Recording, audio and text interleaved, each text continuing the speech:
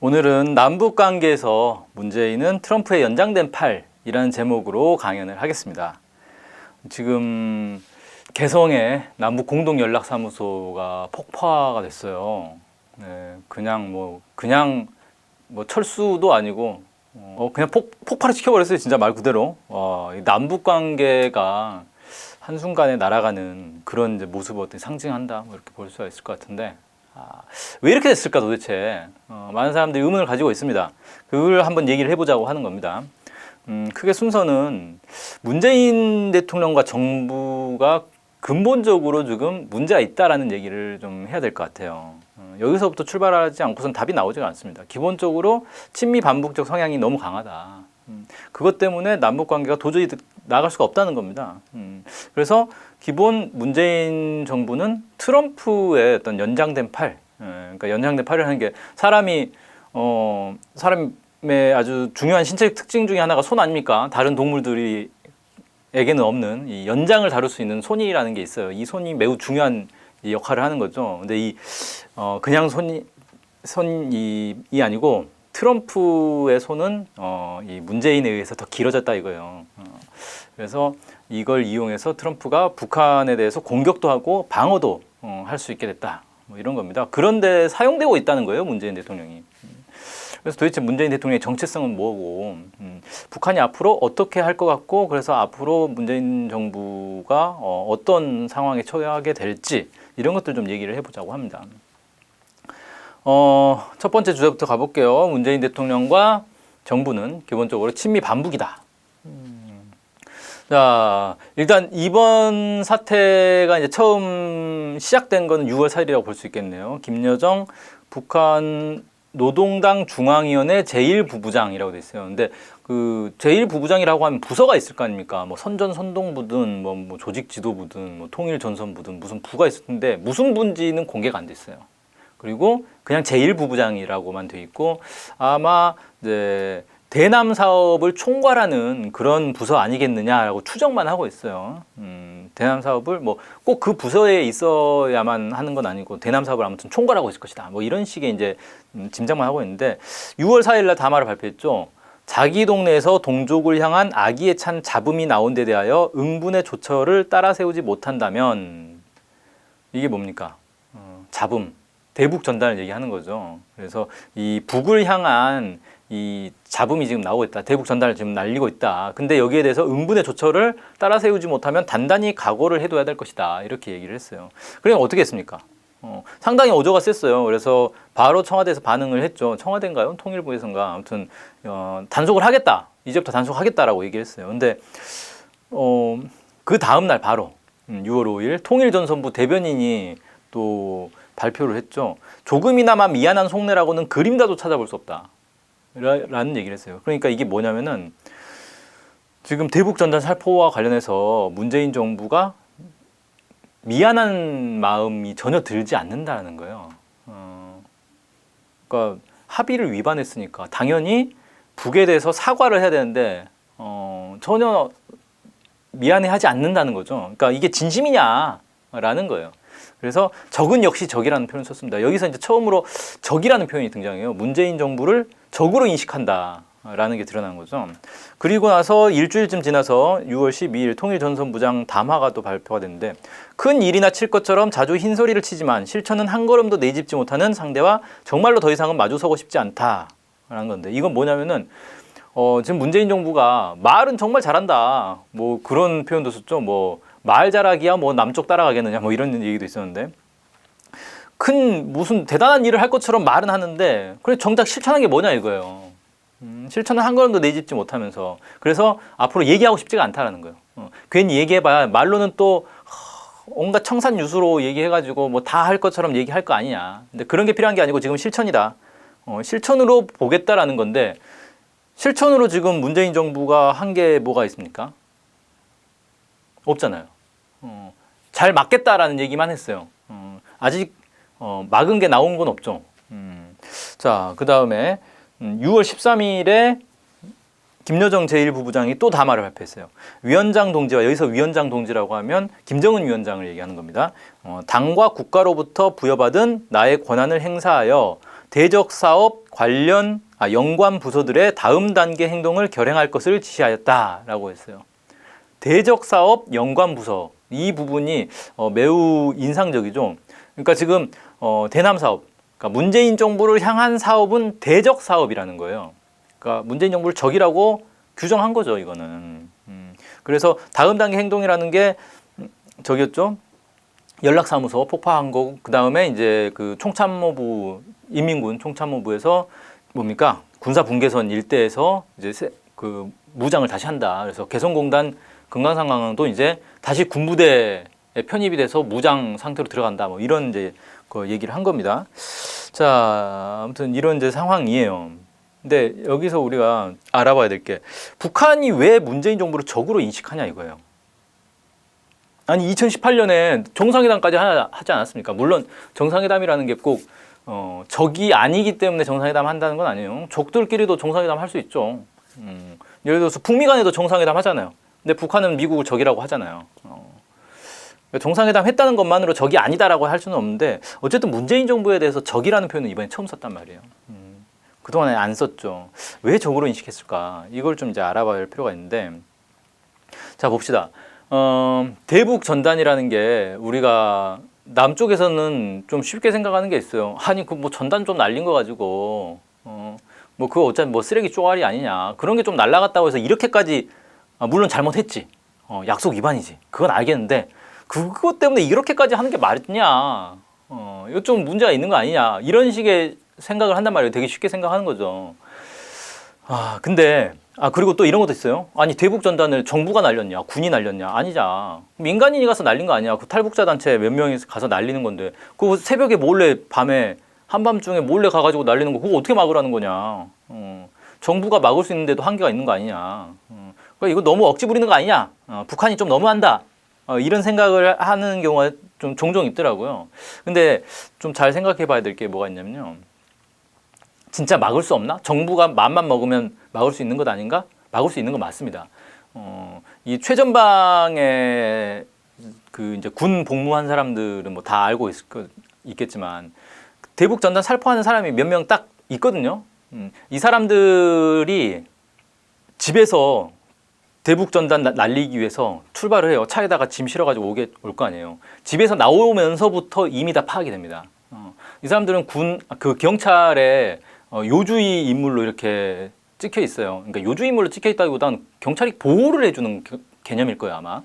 이 사람들은 이제 뭐 북한에 어떤 보복을 당할 수 있다, 뭐 이래가지고 보호를 해주고 있기 때문에 이 사람 일거수일투족 경찰이 다 알고 있습니다. 그래서 삐라 씻고 집에서 출발하면 그걸 다 알아요, 경찰이. 그래서 군부대에 연락이 갑니다.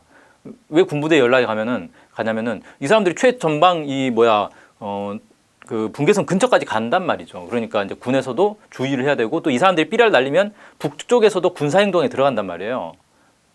고사총을 쏘는 경우도 있었죠, 옛날에. 그러니까 거기에 대비를 해야 되기 때문에 군부대에서도 막 준비를 해요. 심지어는 그 최전방 지역 마을에는 그 벽보도 붙인다고 하더라고요. 뭐 오늘 삐라 날릴 예정이니까 뭐 마을 주민들은 뭐 대비하세요, 뭐 이런 식의 벽보도 붙인대요. 그러니까 이건 뭐냐면 정부에서 삐라를 날릴 수 있게 보장을 해주고 있는 거예요. 막으려면 충분히 막을 수 있는데 막지 않을 뿐만 아니라 도와주는 역할을 하고 있다 지금. 이러고 있으니 북에서 볼 때는 야 이거는 뭐 의지가 없어서 안 막는 거지, 막을 수 없어서 안 막는 게 아니다라는 게 분명한 거죠. 이 사태의 본질을 놓고 보면 결국은 문재인 대통령이 남북 관계에서 트럼프의 어떤 연장된 팔 역할을 하고 있는, 그래서 트럼프의 사실상 어떤 행동대장으로서 역할을 하고 있기 때문에, 그래서 북에서는 문재인 정부를 적으로 인식할 수밖에 없는 상황이다, 뭐 이렇게 보고 있는 거 아니냐, 이렇게 좀 예상이 됩니다. 자, 하나씩 좀 살펴볼게요. 일단 문재인 정부가 기본적으로 친미 반북 성향이라는 거예요. 뭐 아까 이제 대북 전단 살포에서도 봤듯이 이 대북 적대 행위를 막을 생각이 전혀 없어요. 오히려 도와주고 있어요. 이건 뭐냐면은 기본 반북이라는 거죠. 북한이 망하기를 기대하고 있는 거예요. 대놓고 얘기를 못 하죠, 그건 당연히. 하지만 속마음은 그렇다라는 거고, 뭐 친미는 더 얘기할 것도 없겠죠. 모든 걸 다 미국과 협의해서 미국의 동의 아래에서 하고 있기 때문에 이런 상황이다. 이와 관련해서 친미 반북이라는 것과 관련해서는 뒤에서 계속 설명을 좀 드리겠습니다. 일단 트럼프의 연장된 팔이라고 했는데 공격용으로도 사용되고 방어용으로도 사용됩니다. 공격용으로는 어떤 식으로 사용되는지 한번 볼게요. 자, 일단 미국 입장에서 문재인 정부가 활용 가치가 있어요.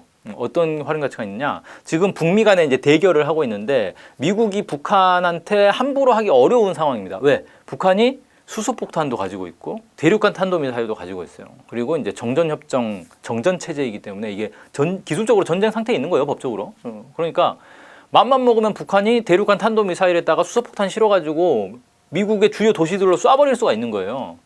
그러니까 미국 입장에서는 북한을 함부로 자극할 수가 없습니다. 이거 괜히 자극했다가 큰일 나기 때문에 2017년도에도 뭐 항공모함 보내고 막 그랬더니 막 대륙간 미사일 쏴버리고 막 그랬잖아요.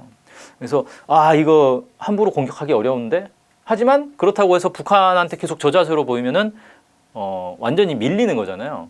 그래서 이 협상을 하더라도 주도권을 쥐기 위해서는 북한에 대한 공세적 입장을 취해야 된단 말이에요. 근데 미국이 직접 할 수가 없어요. 그럼 어떻게 하느냐? 문재인 정부를 그걸 시키는 거예요. 문재인 정부를 통해서 공세를 펼치면은 북한이 그래도 한민족이라고 하니까 같은 동포니까 함부로 못할 거다. 문재인에 대해서 함부로 막 못할 것이다 라고 생각하는 거죠, 미국이. 그래서 자기가 하기 껄끄러운 것들을 문재인한테 다 시키는 거예요. 주로 어떤 걸 시키느냐? 미국이 북한한테 요구하고 싶은 게 있는데 이걸 대놓고 요구를 하기 애매하면 문재인을 시키는 거예요. 문재인 대통령이 북한한테 가가지고 야, 이렇게 하면 좋지 않겠냐? 이렇게 한번 해보자. 그래서 자기가 중재자인 것처럼 행동을 한단 말이죠. 자기가 뭔가 중재하고 조율하고 이런 것처럼 하는데 사실은 미국의 요구를 받아가지고 그걸 북한을 설득하는 그런 작업을 하는 거란 말이에요. 그 다음에 또 하나는 미국이 이렇게 함정을 파놓고 북한이 걸려들기를 기대하는데 여기에 이제 북한을 유인하는 그런 역할. 이런 것들을 문재인 정부를 시키고 있다, 미국이. 라는 겁니다. 대표적인 사례를 볼게요. 대표적인 사례가 작년 2월 달에 있었던 하노이 북미 정상회담입니다. 하노이 북미 정상회담 어떻게 끝났습니까? 합의 없이 끝났죠. 합의문이 있었어요. 합의문 초안 준비 다 돼가지고 서명만 하면 된다 그랬어요. 근데 그때 트럼프 대통령이 뭐라고 했습니까? 합의문에 서명하면 안 될 것 같아가지고 자기가 안 했다는 거예요. 그러니까 합의문이 있었다는 건 인정하는 거죠. 그리고 자기 마음에 안 들었으니까 자기가 서명을 안 했다는 거예요. 그래서 합의 없이 그냥 끝나버렸어요. 근데 이 하노이 북미 정상회담을 중재한 게 사실은 문재인 정부였다는 겁니다. 그건 뭐 지금은 이제 다 알고 있는 거죠. 그래서 문재인 정부가 중재를 했는데 그 중재 아니라는 게 결국은 2018년 9월에 남북 이제 평양 공동선언 있잖아요. 거기에 나오는 것처럼 북한이 영변 핵시설을 폐기한다라는 거예요. 북한이 영변 핵시설을 폐기할 테니까 대신 미국은 민간 분야의 대북 제재를 해제해라. 라는 거를 가지고 이제 문재인 정부가 미국과 북한 사이를 이렇게 조율을 한 거죠. 그래가지고 만났는데 결국은 합의가 안 됐어요. 그 합의 안 된 건 결국 뭐냐면은 뭐 여러 가지 설들이 있는데 그 존 볼턴이 뒤늦게 나타나가지고 그 노란 편지라고들 하던데 편지가 아니에요. 그거 그냥 노트예요. 노란색 노트 즐겨 쓰는 그 존 볼턴이 즐겨 쓰는 노란 노트가 있는데 거기에 이제 뭐가 적혀 있었느냐 막 이게 이제 논란이 됐죠. 그때 이제 존 볼턴이 제기한 거는 생화학 무기였어요. 그러니까 지금 핵무기만 얘기하고 있는데 북한의 비핵화뿐만 아니라 뭐 생물 무기, 화학 무기, 너네 이런 것도 있지 않느냐? 이런 것도 다 없애라. 이런 이제 주장을 한 거예요. 그러니까 북한 입장에서는 좀 황당하죠. 지금 핵도 제대로 해결 못하면서 뭐 북한 입장에서는 북한은 생물 무기나 화학 무기가 없다라고 주장한단 말이에요. 근데 뭐 아무런 근거도 없이 와가지고 너네 생화학 무기 있으니까 그것도 없애. 이렇게 들이밀면 북한이 알겠습니다. 이렇게 할 수가 말이 안 되는 거잖아요, 이거는. 거기다가 영변만 없애면 안 돼. 너네 영변 말고도 핵실을 더 있잖아. 그럼 플러스 알파 더 없애. 이걸 요구를 한 거예요. 그러니까 원래 조율된 게 아닌 거죠. 그러니까 북한 입장에서 어떻게 느끼겠어요? 아니 문재인 대통령이 영변 핵시설만 폐기하면 미국이 민간 부문의 제재는 해제할 것처럼 뭐 약속을 한 것처럼 얘기를 해가지고 협상장에 나왔더니 그게 아니더라 이거예요. 속은 거죠 완전히. 이건 뭐야 함정에 빠진 거 아니야? 상당히 기분이 나빴겠죠. 그래서 이제 합의가 안 되고 그냥 끝났어요. 북에서는 야 원래 초안이 이건데 너네 왜 초안보다 더 많은 걸 요구해? 우린 그렇게 못해 라는 거예요. 여기에다 사인하든지 아니면 그냥 없는 거야. 이렇게 해가지고 이제 합의 없이 끝냈죠. 그래가지고 그때 당시에 문재인 정부에 대한 좀 비판 여론, 그 전문가들 내에서는 비판이 좀 있었어요. 왜냐하면은 문재인 정부가 중간에 조율을 해가지고 그 북미 정상회담을 주선한 거를 다 알고 있는데 이 합의 실패했으면 결국 이제 중재자가 잘못한 거 아니냐라고 해서 중재 실패에 대한 좀 비판 목소리가 좀 있긴 있었는데, 자 그러면 만약에 진짜 문재인 대통령이 순수한 중재자였으면 이 상황에서 어떻게 해야 됩니까? 미국에 대해서 비판을 해야 될 거 아니에요. 아니 너네는 왜 나랑 얘기한 거랑 다르게 엉뚱한 더 많은 요구를 해가지고 판을 깨냐. 아 나 진짜 중재자 입장에서 답답해 죽겠네. 이 얘기를 해야 될 거 아니에요. 이게 사실은 2018년 9월에 평양 5.1 경기장 15만 평양 시민 앞에서 문재인 대통령이 연설했던 민족 자주의 원칙에도 맞는 거잖아요. 야 우리 한반도 문제는 우리의 힘으로 해결할 거니까 미국은 객이라 이거예요. 한반도에 있지도 않은 미국의 편을 들 이유가 없는 거란 말이죠. 그럼 당연히 문재인 대통령 입장에서는 미국이 잘못했다. 미국이 처음에 조율된 합의를 지금 깬 거다. 무리한 요구를 한 거다. 그러니까 너네가 다시 입장을 버리고 와서 처음 조율됐던 그 합의문에 도장을 찍든지 아니면 난 이제 더 이상 너네 대화 중재 못하겠다. 미국하고는 이제 더 이상 뭘 못하겠으니까 너네 승인도 필요 없고 우리는 그냥 개성공단 금강산강 할 거야. 이렇게 나가가지고 미국을 압박을 해야 되는 거죠. 그게 문재인 대통령이 해야 될 역할이었다는 거예요. 상식적으로 그렇게 봐야 되는 거 아니냐는 거예요. 그런데 그렇게 안 했잖아요. 어떻게 했습니까? 북한이 잘못했다라고는 안 했어요. 북한이 더 양보를 해야 된다라고 얘기를 했어요. 6월 14일에 스웨덴에 가가지고 스웨덴 의회에서 문재인 대통령이 연설을 합니다. 뭐라고 하냐면 북한은 완전한 핵 폐기와 평화체제 구축 의지를 국제사회에 실질적으로 보여줘야 한다. 이렇게 얘기를 합니다. 아니 핵실험장 폐기했죠. 미사일 발사 안 하겠다라고 했죠. 핵실험 안 하겠다고 했죠. 그래서 실제로 안 했잖아요. 핵실험장 폐기하고 핵실험 안 했어요. 대륙간 탄도미사일도 더 이상 쏘지 않고 있습니다. 그리고 뭐 했어요? 미군 유해 송환 해주고 미국 해달라는 거 다 해줬잖아요. GP도 남북이 함께 폭파했고 아니 이거를 더 뭘 보여달라는 거예요. 그러니까 영변 핵시설에다가 플러스 알파를 수용을 해야 된다는 건가? 이게 좀 너무 황당한 얘기를 해버리는 거죠. 문재인 대통령이.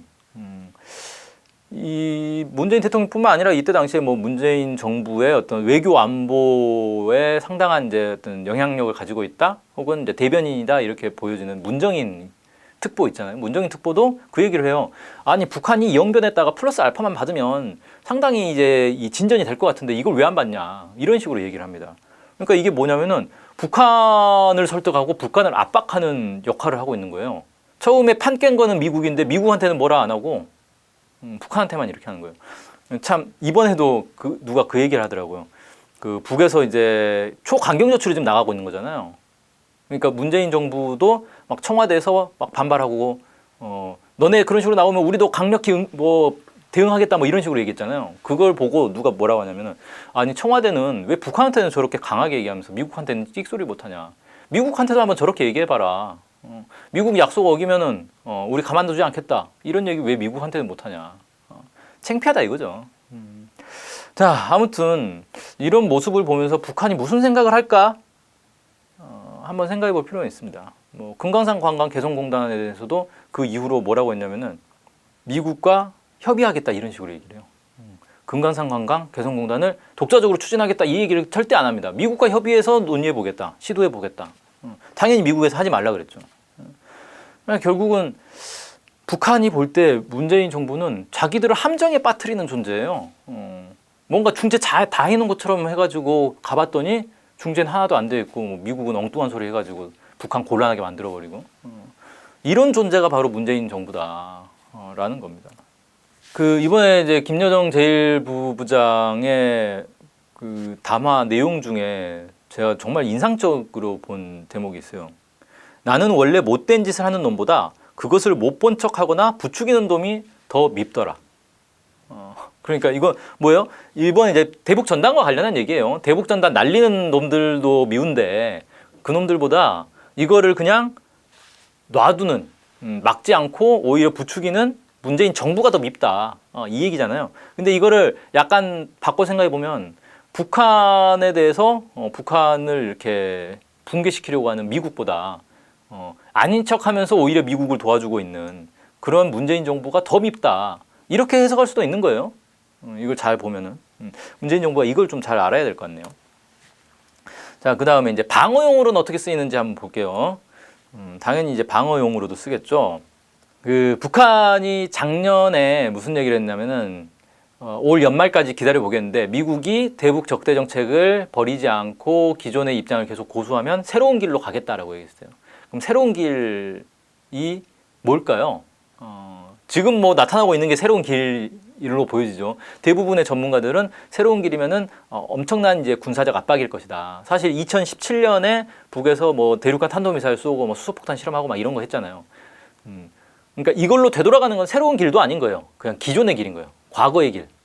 이것보다 차원이 다른 어떤 공세를 펴지 않겠느냐라고 생각을 했단 말이죠. 그러면 이렇게 할 것으로 보여지는데 이 새로운 길로 가겠다. 미국을 향해서 북한이 이렇게 얘기했을 때 문재인 정부가 과연 어떤 입장을 보이는 게 맞겠냐라고 봤을 때 일단 문재인 정부가 할 수 있는 방법은 세 가지가 있어요. 첫째는 잘한다. 그래, 새로운 길로 좀 가자.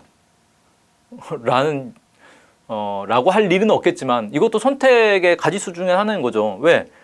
문재인 정부 입장에서도 우리도 사실 개성공단 하고 싶고 금강산관광 하고 싶은데 미국이 승인을 안 해서 못한다. 답답하다. 근데 우리가 또 한미동맹 때문에 미국에 이 묶여있는 처지 아니냐. 그러니까 우리는 미국한테 뭐라 못하는데 북한 너네는 할 수 있지 않냐. 새로운 길로 나가가지고 미국을 한번 묵사발을 좀 만들어줘라. 그럼 우리도 마음 놓고 이제 개성공단도 할 수 있지 않냐. 이렇게 생각할 수도 있는 거잖아요. 잘한다, 잘한다. 근데 이렇게는 안 했어요. 그다음 두 번째 방법은 뭐 알아서 하세요.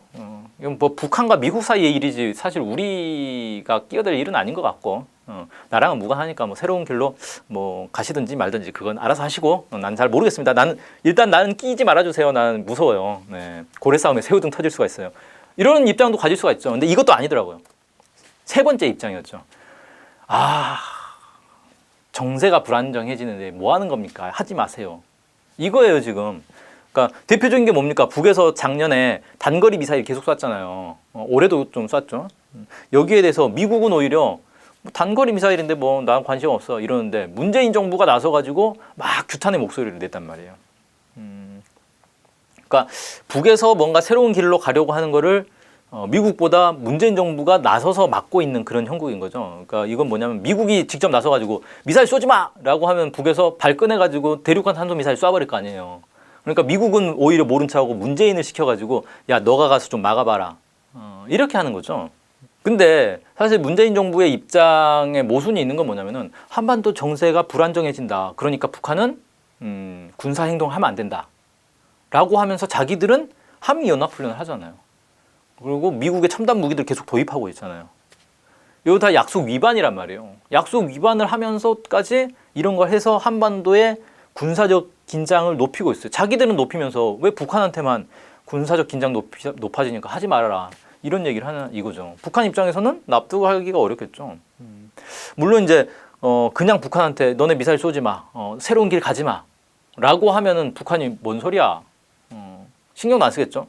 그러니까 문재인 정부 입장에서는 뭔가 북한을 설득할 만한, 유인할 만한 미끼가 있어야 되는 거예요. 너네 우리가 이거 해줄 테니까 미사일 쏘지 마. 라고 얘기할 만한 게 있어야 되겠죠. 그게 뭐겠어요? 올해 이제 문재인 대통령이 신년사를 발표하면서 그런 얘기를 합니다. 작년에 사실 우리가 북미 대화가 잘 되기를 기다렸다. 북미 대화 잘 되면 남북 관계도 좋아질 거라고 생각하고 북미 대화 중지하는데 우리가 힘을 기울였는데 안 되더라. 그래서 우리가 교훈을 얻었다. 북미 대화만 바라보면 안 되겠고 미국이 승인하지 않더라도 남과 북 사이에 협력으로 할 수 있는 일을 먼저 좀 찾아보자. 우리 힘으로 할 수 있는 일을 먼저 좀 찾아보겠다라는 겁니다. 그러니까 이건 뭐냐면 미국이 대북 제재로 딱 걸고 있으니까 여기에 걸리는 거 어차피 못한다. 안 걸리는 건 좀 해볼 수 있지 않겠느냐? 라는 거예요. 이걸 좀 해서 남북 관계의 새로운 돌파구를 열어보겠다라는 게 문재인 대통령의 신년사에 담긴 내용이었어요. 그러니까 남북 관계 새로운 돌파가 열릴 수 있네? 그러면 북한이 새로운 길로 가지 말고 좀 기다려 볼 수가 있는 거잖아요. 그래. 문재인 정부가 드디어 이제 뭔가 하려고 한다. 드디어 뭔가 정신 차렸나 보다. 미국의 승인 정책에서 벗어나려고 한다. 이런 메시지를 던진 거예요. 그러면서 구체적으로 뭘 하겠다라고 했습니까? 개별 관광을 하겠다라고 했죠. 자, 근데 이 개별 관광이라는 게 결과적으로 지금 놓고 보면 어떻게 됐습니까? 남북 관계 발전의 어떤 새로운 돌파구가 아니고 그냥 북한이 새로운 길로 가려고 하는 걸 가로막은 그냥 교란책이었다는 거예요.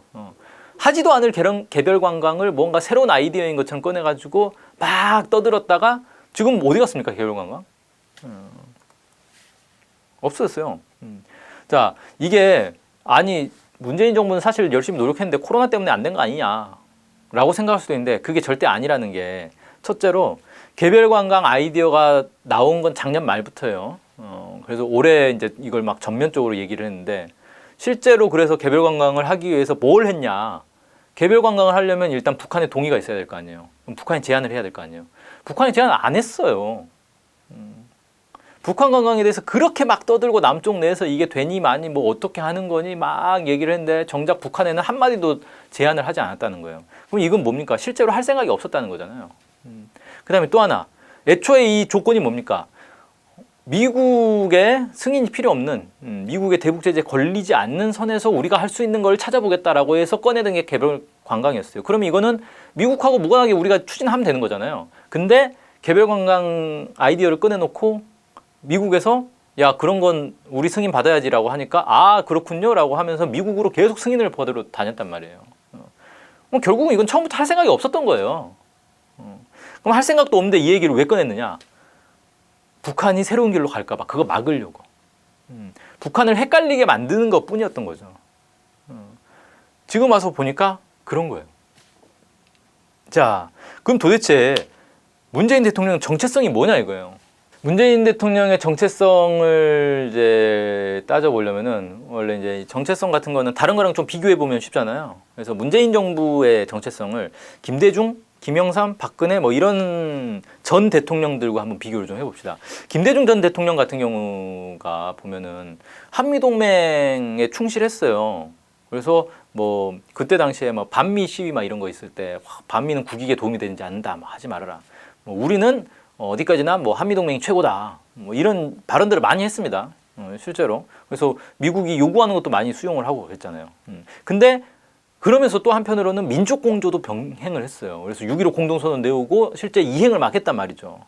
그래서 그때 당시에 남북 관계가 파격적으로 발전을 했어요. 그 개성공단의 이제 그 시초 기반을 닦은 게 김대중 대통령이죠. 그리고 군강산 관광을 실제 시행을 했고 그 다음에 6.15 공동선언에 나온 것처럼 뭐 했습니까? 이산가족 상봉 뭐 당연히 했고 그 비전향 장기수 송환도 했어요. 그때 많이 그때 올라갔죠. 그 다음에 뭐 했습니까? 그 장관급 회담을 정례화해가지고 거의 이제 상설위원회처럼 이렇게 구성을 했단 말이에요. 이게 사실 통일 기구를 만드는 과정인 거예요. 이런 것들을 막 했어요. 근데 이게 미국이 어우 잘한다라고 박수 쳐줘서 한 게 아니라는 거예요. 미국이 방해를 했는데도 그걸 뿌리치고 해낸 거죠. 이번에 그 국회의원 된 김홍걸, 김대중 전 대통령의 아들이죠. 김홍걸 의원이 그 선거 3월 달에 그러니까 선거하기 전에 인터뷰한 내용에 보면 이런 게 나오더라고요. 눈치만 보다 보면 아무 일도 못한다. 1998년 금강산 관광을 처음 시작했을 때도 미국과 합의가 다 끝난 상황에서 한 게 아니다. 우리가 치고 나갔기 때문에 가능했던 거다. 결국 어떻게 됐나? 결과가 좋게 나오니까 그에 대해 아무도 시비 걸지 못했다. 여기에 사실 중요한 내용이 담겨 있는 거죠. 금강산 관광도 사실 미국의 승인을 받고 한 게 아니다. 미국하고 조율하고 있었는데 미국이 당연히 하지 말라 그랬겠죠. 근데 어떻게 했어요? 그냥 치고 나갔다는 거예요. 미국의 승인이고 뭐고 필요 없고 일단 하고 미국이 못하게 하면 뭐 이미 시작했는데 어쩌라고요? 뭐 이런 식으로 그냥 뭉개고 가자라는 거였다는 거예요. 그러니까 됐잖아요. 됐는데 잘 됐어요. 그러니까 미국도 더 이상 어떻게 막을 방법이 없어요. 금강산 관광하면서 사실 하는 과정에서도 미국이 엄청 방해 많이 했습니다. 심지어는 그 육로 관광 열 때는 유엔군 사령관, 그 주한미군 사령관이라는 놈이 와가지고 육로 관광 우리 통과 못 시켜주겠다라고 해버렸어요. 그런 짓을 합니다, 미국이. 아무튼 그렇게 방해를 했는데도 김대중 대통령이 이걸 밀어붙였단 말이에요. 왜? 민족공조 의지가 있으니까. 한미동맹도 소중한데 민족공조도 해야겠다 이거예요. 그래서 둘 다 하겠다 나는. 이렇게 했다라는 거죠. 근데 그렇게 놓고 보면 사실 김대중 전 대통령은 민족의식과 통일의지가 있었던 거예요. 그러니까 민족공조를 하려는 의지가 있었던 거죠. 그리고 이렇게 놓고 보면 백범김구의 뒤를 잇는 정치인이다 이렇게도 얘기할 수 있겠죠. 백범김구. 원래 백범김구는 반공주의자였어요. 그래서 북한 그 이제 뭐 사회주의 계열 이런 거에 대해서 엄청난 경계를 했고 실제 막 그 좌익 이 인사들에 대한 테러 이런 것도 많이 했습니다. 그래서 북한에서 김구를 정말 안 좋게 생각을 했어요. 뭐 김구를 타도하자 막 이런 구호를 막 내걸고 그랬어요. 북한에서는. 근데 어떻게 했습니까? 그 4월 달에 재정당 사회단체 연석회의를 딱 여니까 여기에 백범김구 선생께서 미 군정의 이 방해를 뚫고 거기를 북으로 가가지고 남북 연석회의 참석을 했잖아요. 그래가지고 와가지고 통일을 위해서 한 몸을 바쳤어요. 그러다가 결국 이제 미국의 그 방첩대 요원한테 이 사살을 당했는데 어쨌든 이런 통일을 위해서 비록 뜻은 반공이지만 통일을 위해서 모든 걸 다 바친 그런 정치인의 계보를 잇는 정치인이 바로 김대중 전 대통령이다. 이렇게 얘기를 할 수 있을 것 같아요. 그러면 문재인 대통령은 누구의 뒤를 잇고 있는 거냐? 일단 문재인 대통령은 민족의식이나 통일의지가 없어요. 모든 것에 앞서서 통일을 위해 뭔가를 해야 되겠다 이런 게 없어요. 그러니까 뭡니까? 그 문재인 대통령의 신년사라든지 무슨 국정연설이라든지 이런 거 한번 전체를 다 한번 찾아서 봐보세요. 통일을 언급하지 않습니다. 통일이란 말이 안 나와요. 가끔가다 나옵니다. 가끔가다 나오는데 그게 통일이 중요하니까 우리 합시다. 뭐 빨리 해야 됩니다. 통일이 정말 중요합니다. 이런 얘기가 아니고요. 통일은 천천히 합시다. 통일 뭐 나중에나 천천히 하면 됩니다. 뭐 2045년에 통일할 겁니다. 이런 얘기밖에 없어요. 통일이 별로 중요하지 않다는 얘기밖에 안 하는 거예요. 문재인 대통령은 통일할 생각이 없구나라는 게 확인이 되는 거죠, 사실. 근데 여기서 이제 미스테리한 게 있죠. 그러면 민족의식도 없고 통일할 생각도 없는 사람이 2018년에는 왜 그랬어요? 왜 판문점 정상회담하고 평양 정상회담해서 그 평양 15만 시민 앞에서 연설도 하고 당장 통일할 것처럼 뭐 거의 통일의 뭐 그 이 통일 투사처럼 막 연설하던데 그건 뭐냐 이거예요. 그게 뭐냐면요. 트럼프 대통령하고 똑같은 거예요. 사실 말로만 따지면은 트럼프 대통령이 세계 최고의 친북 인사입니다. 북한 김정은 위원장에 대해서 막 찬사를 늘어놓잖아요. 맨날 찬사 늘어놓잖아요. 말로만 따지면 트럼프 대통령이 최고죠. 근데 북한에서는 트럼프 대통령 엄청 싫어하잖아요. 지도자 사이에 친분이 있으니까 지금 봐주고 있는 건데 뭐 그전에는 뭐 거의 인간 취급도 안 했죠. 말로는 뭘 못합니까? 말로 통일했으면 뭐 통일 진지겠죠. 근데 그게 아니고 말은 그럴듯한데 행동은 아무것도 없잖아요. 트럼프도 뭐 김정은 위원장이 최고다, 뭐 위인이다, 뭐 이런 얘기 맨날 하면서 정작 뭐 합니까? 대북 적대 정책 하잖아요. 그럼 이거 뭐예요? 말하고 행동하고 따로는 언행일치가 안 되는 그 뭐죠? 표리부동 그런 거죠. 뭐. 그래서 사실 문재인 대통령 보면은 말은 정말 그럴듯하게 하는데 실천으로 한 게 하나도 없는 거예요. 그래서 남북 합의들 4.27 판문점 선언, 9월 평양 공동선언 이행한 게 뭐가 있냐 이거예요. 하나도 이행 안 했단 말이죠. 그렇게 놓고 보면 사실 문재인 대통령은 백범김구 선생이나 김대중 전 대통령을 계승한 게 아니고 김영삼? 김영삼만 또 못해요. 근데 잘 봅시다. 왜 김영삼만 또 못하다고 하느냐. 김영삼은 사실 북한하고 거의 전쟁 접경까지 갔던 완전 반통일 구구 인사죠. 근데 비전향 장기수 이인모 선생을 송환을 했단 말이에요. 북송을 했어요. 그거라도 했어요. 김영삼은. 근데 문재인 정부는 지금 뭐 비전향 장기수는 아닌데 그 박근혜 때 북한 그 중국에 있는 북한 식당의 여종업원들을 국정원 공작을 통해 가지고 다 대거 납치를 해왔거든요. 그래가지고 이걸 국제 기구에서 유엔 그 무슨 뭡니까 무슨 특별 뭐 감시관 뭐 이런 사람도 오고 그 다음에 무슨 법률 상담 뭐 법률가 협회 뭐 이런 국제 기구에서 와가지고 조사를 해보니까 납치 맞네 범죄네. 완전히 그 납치해 온 거네. 이건 이 문제 빨리 해결해야 되겠네. 이 얘기를 다 했어요. 근데 문재인 정부 들어와가지고 이 여조봉업원들은 사실 자기 자의로 온 게 아니고 강제로 지금 왔다. 한국에 오는지도 모르고 지금 무작정 비행기 실려가지고 지금 온 거다. 그러니까 돌려보내야 되지 않겠느냐라는 여론이 있으니까 통일부에서 뭐라 했습니까? 관례에 없어서 못하겠다는 거예요. 아니 이전 정부가 납치를 해왔어요. 그럼 돌려줘야 되겠어. 돌려보내야 되겠어. 근데 관례가 없어서 못하겠대요. 이게 말이 됩니까? 아니 비정장수소 송환을 했는데 뭐 관례가 없어요. 그리고 뭐 탈북자도 아니었죠. 멀쩡하게 그 식당 일하고 있는 북한 사람들 납치해 오는 건 무슨 관례가 있어서 납치해 왔습니까? 관례는 많이 있었을 것 같아요. 그런 식으로 납치 많이 한다고 하더라고요.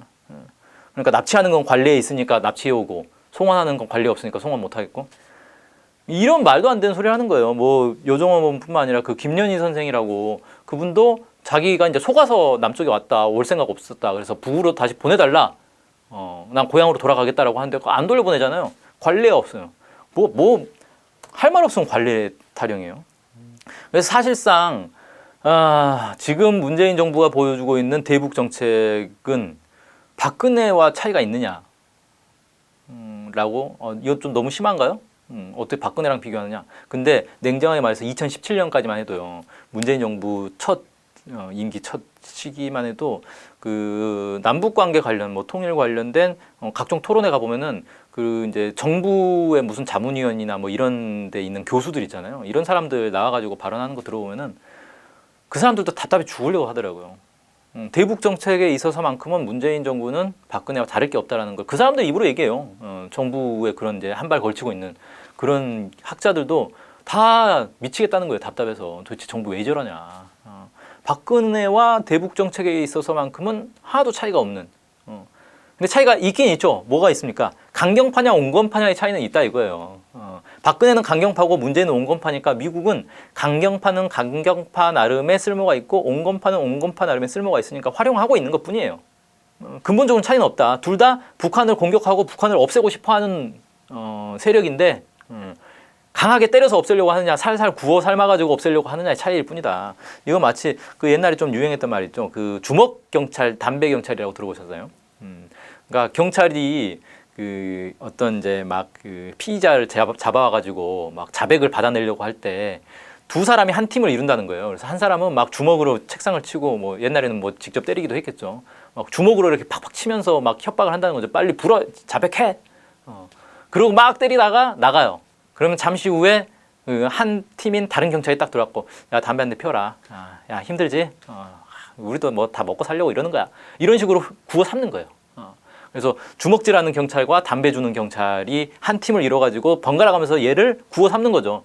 팼다가 먹였다, 팼다 먹였다 이렇게 하면서 병 주고 약 주고 하면서 얘를 완전히 그냥 넋이 나가게 해서 결국 자백을 받아낸다는 거예요.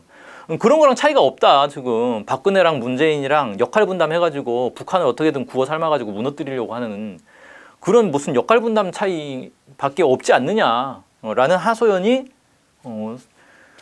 나온다는 거죠. 그래서 문재인 대통령의 지금 이제 대북 정책은 친미 반북 노선이라는 데서 이승만 박근혜와 걔를 같이 하는 거다. 이런 데서부터 해법을 찾아야지 답이 나오지 않겠냐라는 겁니다. 자, 그럼 이제 북한 앞으로 어떻게 할 것 같습니까? 일단 군사 조치까지 지금 취하고 있어요. 그래서 이 최전방에서 이제 훈련도 하겠다 뭐 이런 얘기까지 나왔죠. 근데 훈련하는 데서 제일 위험한 게 어디서 하는 훈련입니까? 서해와 한강 하구에서 하는 훈련이에요. 왜? 여기는 경계선이 불분명하단 말이에요. 그러니까 NLL 같은 경우는 이제 남쪽에서 주장하는 건데 뭐 유엔사에서도 그건 뭐 합법적 선언 아닌 것 같은데 나는 뭐 확인 안 해주겠다 뭐 이런 식으로 발뺌하고 있고 북에서도 그건 우리 인정 못하겠다 뭐 이러고 있는 거고. 그래서 여기서는 사실 언제든지 이제 충돌이 일어날 수 있는 거죠. 그 다음에 한강 하구도 그 사람들이 잘 모르는데 한강 하구에 경계선이 없어요. 정전협정이 한강 하구로 넘어가면서 경계선을 그 지정을 안 해놨어요. 그래서 한강 하구는 어떻게 돼 있냐면요. 북이든 남이든 누구든 그 강에 배를 띄워가지고 왔다 갔다 할 수 있게 돼 있어요. 다만 상대편 그 강변에 닿으면 안 돼요. 그것만 지키면 뭐 마음대로 왔다 갔다 할 수 있게 돼 있는 거예요. 경계선이 없기 때문에. 자, 그렇기 때문에 사실 한강 하구에서의 어떤 이제 충돌도 충분히 가능한 거죠. 거기서 북에서 야 우리 군사훈련 할 거야. 뭐 너네 막으려면 막아봐라. 이렇게 해버리면 어떻게 할 거예요? 거기서 이제 난리 나는 거죠. 그리고 또 하나 이제 그 우려되는 거는 북에서 북한 주민들도 지금 열받아가지고 대남 전단을 날리려고 한다. 그래서 북한 인민군이 이걸 우리는 보장을 해줄 거다라고 해버렸어요. 그럼 이거 이제 어떻게 되는 거예요? 북한 주민들이 그 대형 삐라 만들어가지고 남쪽으로 막 보내겠대요. 그걸 인민군들이 이렇게 딱 지켜주면서 그걸 막 최전방에서 그런 것들을 막 해버린다는 거예요. 그럼 이게 이것만으로도 군사적 충돌 가능성이 있는 데다가 남쪽 입장에서는 그냥 북한에 민간인이 있기 때문에 이건 뭐 어떻게 뭐 대처할 수도 없는 거예요. 근데 재밌는 건 뭐냐면요. 대북 전단 날리는 사람들 보면 참 답답한 게 원래 바람의 방향이 우리가 편서풍지대란 말이에요. 그러니까 북서쪽에서 동남쪽으로 바람이 이렇게 쭉 부는 거거든요. 그러니까 남쪽으로 바람이 더 많이 불기 때문에 일반적으로 B라는 북에서 남으로 보내는 게 훨씬 편해요. 더 유리한 거예요. 그래서 엄청나게 B라선이 날라오지 않을까 좀 걱정은 되는데 봅시다. 이게 이제 앞으로 북이 어떻게 할지는 대충 좀 살펴본 것 같은데 뭐 군 참모부에게 이제 맡겼어요. 북에서는 너네 이제 참모부에서 알아서 할 거다. 이민군이 이제 대대적으로 나오겠죠. 근데 이렇게 하는 이유는 뭡니까? 북한 입장에서도 남북 사이의 이 문제의 어떤 기본 틀은 군사적 문제예요. 이 문재인 정부가 한미연합훈련하고 첨단 무기 막 도입하고 이런 식으로 해서 북한 국민들의 생명과 안전을 위협하기 때문에 우리는 이걸 지켜야 되겠다. 그래서 군사적 조치를 하겠다라는 게 북한의 입장인 겁니다. 그래서 그런 면에서 보면은 아까 얘기했던 김홍걸 의원이 그런 얘기를 했어요. 해외에서 첨단 무기를 들여온다든가 이런 부분은 좀 제고할 필요가 있다고 본다. 그래서 북한한테는 무장하지 말라고 하면서 뭐 미사일 쏘면 맨날 왜 미사일 쏘냐 뭐 이런 얘기하면서 우리는 막 첨단 무기로 도입을 해 가지고 무장을 해. 내로남불이라는 거죠. 북한한테 할 말이 없다는 거예요. 설득력이 없다. 뭐 이런 이제 얘기를 했습니다. 아무튼 이런 이제 문제가 있기 때문에 군사적 문제, 북에서 군사적 행동으로 나올 거기 때문에 남쪽에서도 사실은 군사적 그 해답을 줘야 되는 거예요. 그러니까 군사적으로 대응을 해가지고 뭐 맞대응을 해서 싸우자는 얘기가 아니고요. 제일 핵심은 뭐냐면은 대북 전단도 당연히 막아야 되겠지만 첨단 무기 반입이라든지 그다음에 한미 연합 훈련이라든지 아니면 남쪽의 독자적인 훈련 중에서도 북한을 겨냥한 훈련들이 있어요.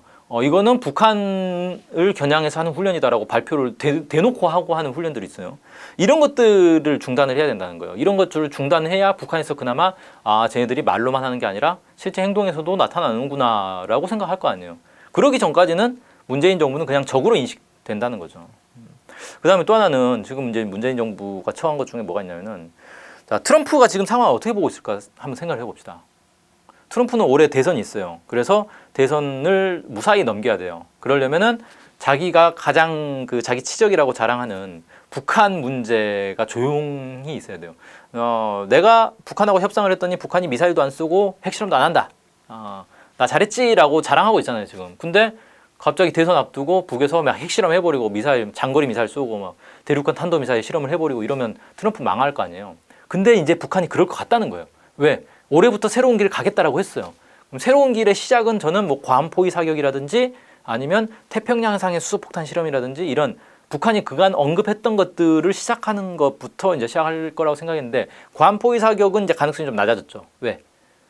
그럴 것 같아서 트럼프가 괌에서 전략 폭격기를 빼버렸어요. 그래서 괌 기지가 약간 안고 없는 찐빵이 돼버렸어요. 그러니까 북한 입장에서는 굳이 거기 포위 사격할 필요가 없어졌어요. 알아서 도망갔으니까. 그 다음은 이제 태평양상 수소폭탄 실험을 한번 해볼까? 북한 생각하고 있겠죠. 그러면 트럼프는 상당히 긴장되겠죠. 사실 저는 이거 가능성이 있다고 봅니다. 왜냐하면 북한이 지하 핵실험 시설을 다 없애버렸어요. 국제 참관단 앞에서 그냥 부셔버렸어요. 그러니까 북한 영토 내에서는 이제 더 이상 핵실험하긴 어렵고 이거 하려면 다시 또 그 땅 파야 되잖아요. 돈 들잖아요. 아깝잖아요. 태평양상에서 수소폭탄 실험해버리면 그런 게 필요가 없죠. 그냥 구역 딱 설정해서 자 여기서 우리 실험할 테니까 배 오지 마세요라고 해놓고 대륙간 탄도미사일에 수소폭탄 장착해서 쏴버리면 그만인 거잖아요. 그렇게 될까봐 트럼프는 상당히 긴장하고 있을 거다라는 겁니다. 그러면 어떻게 해야 돼요? 이걸 막아야 될 거 아니에요. 막기 위해서 어떻게 해야 됩니까? 괌 포위 사격은 괌 전략 폭격기를 뺨으로써 막을 수 있었어요. 그러면 태평양상 수소폭탄 실험은 뭐 하와이 기지를 철거하겠어요? 그건 아니죠. 주한미군을 빼야 된다는 겁니다. 그래서 주한미군을 철수할 수 있다. 뭐 부분적으로 철수할 수도 있고 뭐 다양한 방식으로 어쨌든 사실상 주한미군을 철수시키는 방향으로 가지 않겠나라는 겁니다. 그렇게 갈 가능성이 있다. 트럼프가 그걸 고려하고 있을 거다라고 저는 생각이 되고요. 아무튼 이런 상황에서 그러면 문재인 정부는 어떻게 할지, 문재인 정부야 뭔데 트럼프 따라가니까 어떻게 할지 한번 잘 생각해 볼 필요는 있겠고, 지금 문재인 정부가 해야 될 거는 말이 아니고 행동이고, 박근혜가 아닌 김대중 전 대통령한테서 배워야 된다. 대북 정책만큼은. 자, 이렇게까지 얘기하고 오늘 강연 마치겠습니다. 고맙습니다.